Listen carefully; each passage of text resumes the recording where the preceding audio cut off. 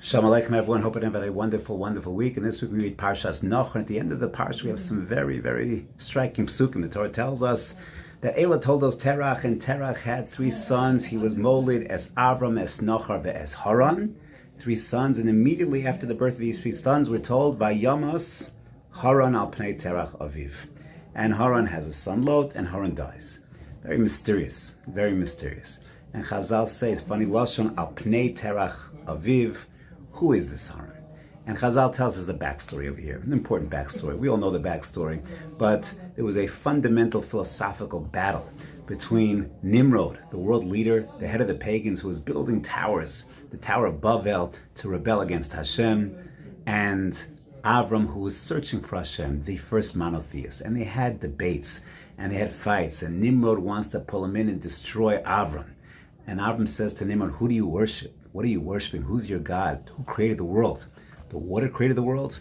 Can't be. Water comes from clouds. Clouds, that's your God? Well, wind can blow away clouds. Wind, well, a man can withstand wind. So who are you? What is this all about?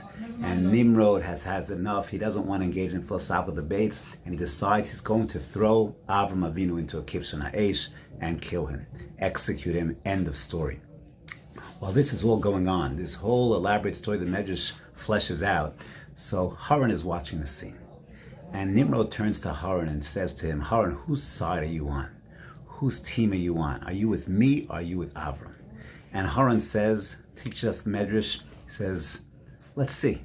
I'm going to wait and see what happens to Avram Avinu.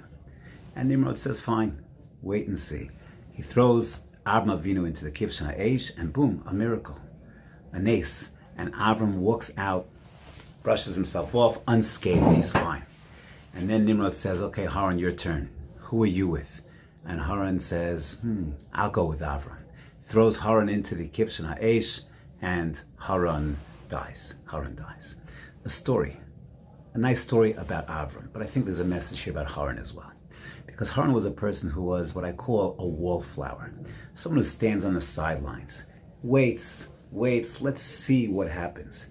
I'm going to wait and see how things play out, stand on the sidelines, let's see who's winning in the fourth quarter, and then perhaps I'll pick a side. But I'm going to wait and see. Just hang out, be a bystander, not be a player in this stage of this battle. And at the end of the day, Nimrod was lost too. But Haran perhaps is the biggest loser in this story, because to stand on the sideline, let life pass you by, let things move forward, and you're not a player on that stage, that's the biggest tragedy of all. And this was Haran. He couldn't make a move. He had to have proof positive 100%. Let me wait and see. So often in life, we find people that are just waiting, and they never really capture the moment. We see this in Yeshivat. Sometimes people say, I'll wait till next month. Soon I'll get into it. And all of a sudden things pass them by. This is a story of life. To go ahead and step forward, make moves when we have the opportunity in all areas of life. Make moves, take steps. It requires sometimes risk-taking. Sometimes it requires a little bit of boldness. But that's perhaps the lesson. We're told Noach also had this challenge. He wouldn't go into the teva until the waters forced him in. He was mamin ve'eno mamin. He wasn't fully there. That's the difference between Noach, Haran, and Avram.